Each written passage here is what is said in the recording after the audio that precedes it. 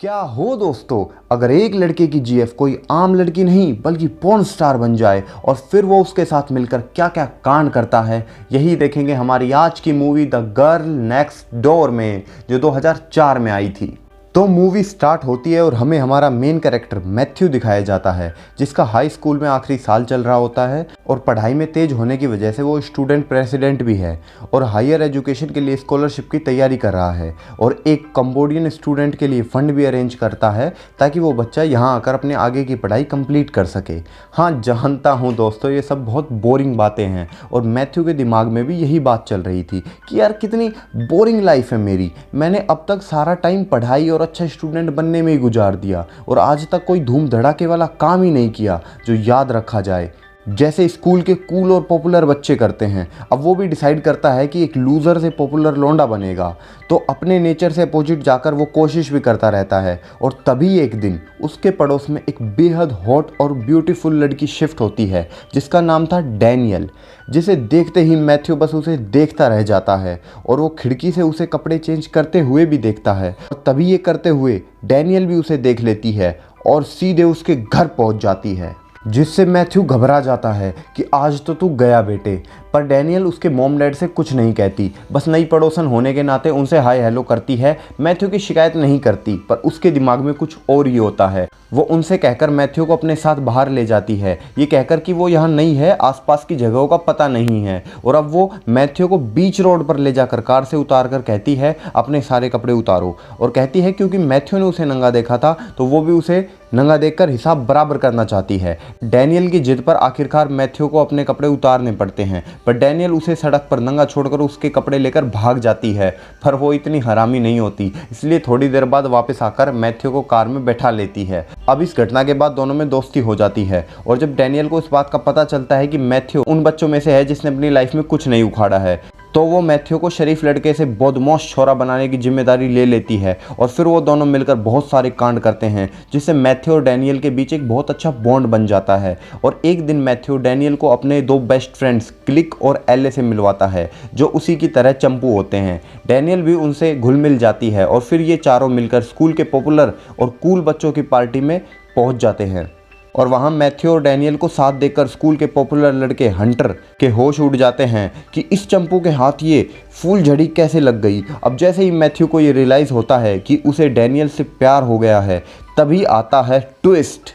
तब उसका दोस्त एली एक वीडियो लेकर आता है और वो वीडियो डैनियल की होती है, जिसे देखकर मैथ्यू को पता लगता है कि डैनियल कोई मामूली लड़की नहीं है बल्कि पॉर्न स्टार है, जिसे देखकर मैथ्यू का दिमाग सटक जाता है। दोस्त, कमेंट में बताना अगर मैथ्यू की जगह आप होते तो क्या करते। अब बेचारे मैथ्यू का दिल टूट जाता है, पर उसका दोस्त एली हरामी होता है और मैथ्यू से कहता है साले दुखी क्यों हो रहा है, तेरी तो लॉटरी लग गई, क्योंकि ऐसी किस्मत सबकी नहीं होती, तू तो उसके साथ कुछ भी कर सकता है। अब ये लालच था ही ऐसा कि मैथ्यू भी बहक गया और एली की बात मानकर डैनियल को एक सस्ते होटल में लेकर चला जाता है। और जब तक उसका दिमाग ठिकाने पर आता तब तक बहुत देर हो चुकी थी, क्योंकि डैनियल को इसके हरामी इरादे देखकर अपसेट हो जाती है और मैथ्यू से दोस्ती तोड़कर वहाँ से जाने लगती है। और जब मैथ्यू उससे रोकने की कोशिश करता है तो वो कहती है कि उसने अब ये सब गंदी फिल्मों का काम छोड़ दिया था और अब वो एक नई ज़िंदगी शुरू करना चाहती थी और अब उससे लगता है कि वो गलत थी, पर उस पर पॉर्न स्टार का टैग लग चुका है और ये सोचना गलत था कि वो अब एक आम लड़की की तरह जी सकती है। और ये कहकर डैनियल वहां से चली जाती है, जिसके बाद मैथ्यू को अपनी हरकतों पर पछतावा होता है।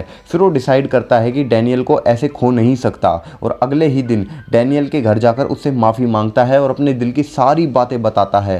पर अब इन सब चीज़ों का वहाँ पे कोई फ़ायदा नहीं था दोस्तों, बहुत देर हो चुकी थी। डैनियल वापस पिछले काम को ज्वाइन करने का मन बना चुकी थी और उसने अपने पुराने दोस्त और प्रोड्यूसर मैंडी को भी उससे ले जाने के लिए बुला लिया था। और जाने से पहले मैंडी मैथ्यू की हालत देखता है और उसका मूड ठीक करने के लिए सोचता है और मैथ्यू और उसके स्कूल के दोस्तों क्लिक और एली को स्कूल के सामने से एक धांसू स्पोर्ट्स कार में पिकअप करता है, जिससे सबके सामने इनकी इमेज बदल जाती है। इसके बाद मैंडी मैथ्यू को अपने साथ एक नई जगह लेकर जाता है और हॉट लड़कियों के साथ मजे करवाता है, जिससे मैथ्यू डैनियल को भूल जाए। पर ऐसा बिल्कुल नहीं होता, बल्कि डैनियल के जाते ही मैथ्यू सिर्फ उसी के बारे में सोचता रहता है और जब उससे रहा नहीं जाता तो वो लॉस एंजलिस जाकर उसे मनाकर वापस लाने का डिसाइड करता है। और इस काम में क्लिक और एली भी उसका साथ देने के लिए रेडी हो जाते हैं, क्योंकि एक दोस्त कुएं में कूदेगा तो दूसरा भी तो कूदेगा ना। और जब ये तीनों वहाँ पहुँचते हैं तो सामने का नज़ारा देखकर दिल मिला जाते हैं, क्योंकि वहाँ पॉर्न स्टार्स का इवेंट्स चल रहा होता है और वहाँ उन्हें वो परियां मिलती है जिनकी वीडियोस के सहारे ये एक अरसे से हाथ गाड़ी चला रहे थे, जिन्हें देखने के बाद क्लिक और एली यहाँ आने का मकसद ही भूल जाते हैं। पर मैथ्यू का फोकस डैनियल से नहीं हटता, वो सीधा डैनियल के पास जाता है और उसे खुद को माफ़ करने को कहता है और उसे दिल से समझाता है कि मेरी जान, तुम ये सब काम करने के लिए नहीं बनी हो और अभी भी अपनी नई ज़िंदगी शुरू कर सकती हो। मैथ्यू की ये बात सुनकर डैनियल को इमोशनल हो जाती है कि तभी मैंडी मैथ्यू को डैनियल से दूर ले जाता है और अकेले में कहता है कि वो उसके धंधे के बीच में हड्डी बन रहा है। मैंडी का ये बिहेवियर देख मैथ्यू कहता है कि तुम मुझसे ऐसे बात क्यों कर रहे हो, हम तो दोस्त हैं ना। तो मैंडी कहता है कि मैं तेरा दोस्त वोस्त नहीं हूँ, मैंने तेरा इसलिए साथ दिया ताकि तू डैनियल को भूल जाए, क्योंकि अगर डैनियल मेरी फिल्मों में काम नहीं करेगी तो मेरा बहुत बड़ा नुकसान हो जाएगा। और मैंडी ये बात कहकर मैथ्यू को धमकी देता है कि डैनियल से दूर रहना वरना तेरे लिए अच्छा नहीं होगा। दूसरी तरफ क्लिक और एली मोह माया में बहकर एक पोर्न स्टार के साथ कांड कर देते हैं, जिसकी वजह से उन्हें वहाँ से भागना पड़ता है। और इधर मैथ्यू की बातें डैनियल के दिल पर लग जाती है। अब नेक्स्ट डे मैथ्यू उदास होकर अपने कमरे में बैठा होता है, तब डैनियल अचानक से उसके पास पहुँच जाती है और दोनों वापस से अपने रिलेशनशिप को शुरू करने का डिसाइड करते हैं। लेकिन इन सब से मैंडी भड़क जाता है और गुस्से में आकर मैथ्यू को सीधा स्कूल से उठा लेता है और अपने साथ एक सुनसान जगह पर ले जाता है और उसकी धुलाई करने लगता है। और जब मैथ्यू बहुत घायल हो जाता है तो मैंडी थोड़ा शांत होता है और उसे दर्द की दवा देता है, लेकिन असल में वो दवा ड्रग की गोली होती है। इस बात से अनजान मैथ्यू गोली को खा लेता है। अब मैंडी कहता है कि मैं तुम्हारे साथ ये सब नहीं करना चाहता था, लेकिन मैं तुम्हारी हरकतों से नाराज़ हूँ क्योंकि मेरा $30,000 का नुकसान हुआ है। अब ये सुनकर मैथ्यू उसे मारने के लिए कुछ नहीं कहता और कहता है कि मुझे जल्दी जल्दी मेरे स्कूल छोड़ दो प्लीज़, क्योंकि मैथ्यू के लिए आज बहुत बड़ा दिन था। उसे स्कॉलरशिप के लिए आज स्पीच देनी थी। अगर वो स्पीच में ये साबित नहीं कर पाया कि वहाँ मौजूद सभी स्टूडेंट में से स्कॉलरशिप के लिए वो डिज़र्विंग क्यों है, तो उसे स्कॉलरशिप नहीं मिलेगी और उसका बड़े कॉलेज जाने का सपना टूट जाएगा। मैथ्यू की ये बात सुनकर मैंडी उसे कहता है कि वो उसे ले जाएगा, पर उससे पहले उसका एक काम करना होगा। उसे ब्लू फिल्म के माफिया हियोगो के घर जाकर एक अवार्ड चुराना है, जिस पर मैंडी का हक है, क्योंकि हियोगो ने एक वक्त पर मैंडी के बहुत सारे आइडियाज़ चुराए थे, जिस वजह से वो वहीं का वहीं रह गया और हियोगो आज बहुत ऊपर चला गया। अब मैंडी की बात मानने के अलावा मैथ्यू के पास कोई और ऑप्शन भी नहीं था। मैथ्यू चोरी करने के लिए मान जाता है और उसके साथ हियोगो के घर जाता है अवार्ड चोरी करने। जैसे ही मैथ्यू अवार्ड को चोरी करने के लिए घुसता है, तभी मैंडी पुलिस को फ़ोन कर देता है और वहाँ मैथ्यू को अकेला छोड़कर भाग जाता है। देखा कितना हरामी इंसान है ये। जैसे ही मैथ्यू को ये बातें पता लगती है, वो भी तुरंत वहाँ से भागता है और पुलिस की नज़रों से बचकर डैनियल और अपने दोस्तों को कॉल करता है, जिसके बाद तुरंत सभी वहाँ आकर उसे पिकअप कर लेते हैं। तभी मैथ्यू को अपनी दिमाग में कुछ गड़बड़ महसूस होती है। तब डैनियल उसे बताती है कि मैंडी ने दर्द की दवा बताकर मैथ्यू को ड्रग की गोली दी है और ये इसी का असर है। अब मैथ्यू घबरा जाता है। जैसे जैसे टाइम गुजरता है उसका नशा हाई होने लगता है और वो पागलों जैसी हरकत करने लगता है। इस हालत में उसे स्पीच देने जाना था, पर स्पीच देने से पहले डैनियल उसे संभालती है और इस लायक बना देती है कि वो स्पीच दे सके। जिसके बाद स्टेज पर जाकर मैथ्यू बहुत बढ़िया स्पीच देता है, जिसे सुनकर सभी खड़े होकर उसके लिए ताली बजाने लगते हैं। फिर भी वो स्कॉलरशिप नहीं जीत पाता, क्योंकि उसकी स्पीच अच्छी और इमोशनल तो होती है, पर यह साबित नहीं कर पाती कि उसे इस स्कॉलरशिप की सबसे ज़्यादा ज़रूरत है। अब स्कॉलरशिप नहीं मिलने की वजह से बेचारे का दिल टूट जाता है।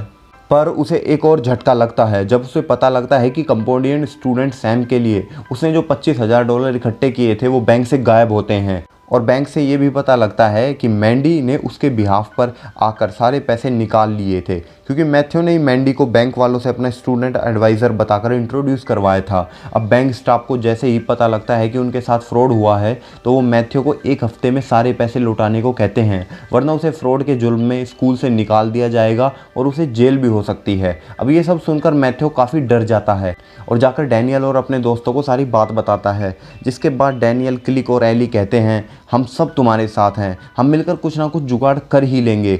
अब डैनियल अपने स्टाइल से मैटर को हैंडल करती है और मैथ्यू को हियोगो के पास ले जाती है। हाँ, ये वही हियोगो है जिसके घर से मैंडी ने मैथ्यू को अवार्ड चुराने के लिए कहा था। अब डैनियल मैथ्यू को उसके घर ले जाती है और हियोगो से मिलवाती है और वो एक आपस में डील करते हैं, जिसमें मैथ्यू वो चुराया हुआ अवार्ड उसे वापस देता है और कहता है कि वो उसे ऐसी पॉर्न फिल्म बनाकर देंगे जो उसने आज तक नहीं देखी होगी और उसे उसके बदले सिर्फ $25,000 चाहिए। अब मैथ्यू की ये बात सुनकर हियोगो मैंडी को सबक सिखाने के लिए मान जाता है और उन्हें एक मौका देता है। अब डैनियल अपनी 2 हॉट पॉर्न स्टार दोस्तों को हियोगो के लिए पॉर्न फिल्म बनाने के लिए बुलाती है। अब वो सब मिलकर स्कूल की प्रॉम नाइट में जाते हैं क्योंकि उनका प्लान उस फिल्म को स्कूल में ही शूट करने का था। अब सारी फिल्म को शूट करने की जिम्मेदारी एली उठाता है क्योंकि उसका सपना एक डायरेक्टर बनने का था। उसे क्या पता था उसका सपना ऐसी फिल्मों से पूरा होगा। अब ये लोग उस फिल्म में खुद एक्ट नहीं करते बल्कि उन 2 पॉर्न स्टार्स के साथ स्कूल के पॉपुलर लौंडे हंटर और उसके दोस्त को कास्ट करते हैं क्योंकि इनका प्लान रियलिस्टिक फिल्म बनाने का था ताकि लोग रिलेट कर पाए। और हंटर और उसका दोस्त के मुंह में भी पॉर्न स्टार को देखकर पानी आ जाता है तो वो दोनों भी मान जाते हैं। और सोचो दोस्तों, अगर आपको ऐसा ऑफर मिले तो आप क्या कहोगे, कमेंट में बताना।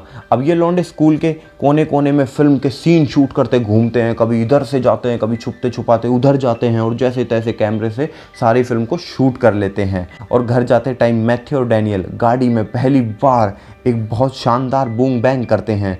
अब अगली सुबह एली मैथ्यू को फ़ोन करके बताता है कि फिल्म का सारा डाटा जिस कैसेट में था उसे किसी ने चुरा लिया है। ये सुनकर मैथ्यू की सच में फट जाती है और जैसे खुद को संभालने की कोशिश करता है तभी नीचे से उसे मैंडी की आवाज़ आती है जो नीचे स्कूल के प्रिंसिपल और मैथ्यू के पेरेंट्स के साथ बैठा था। उसके हाथ में वही कैसेट थी जिसमें उनकी शूट की हुई फिल्म थी। अब मैंडी सबसे कहता है कि उसे मैथ्यू से अकेले में कुछ पर्सनल बात करनी है तो सब वहाँ से चले जाते हैं और सिर्फ मैंडी और मैथ्यू वहाँ बचते हैं। तो मैंडी कहता है कि मुझे पता है तुम हियोगो के साथ मिलकर काम कर रहे हो, अब मुझे तुम्हारे हिस्से का सारा प्रॉफिट चाहिए वरना मैं तुम्हारी इस फिल्म को तुम्हारे पेरेंट्स और प्रिंसिपल को दिखा दूंगा।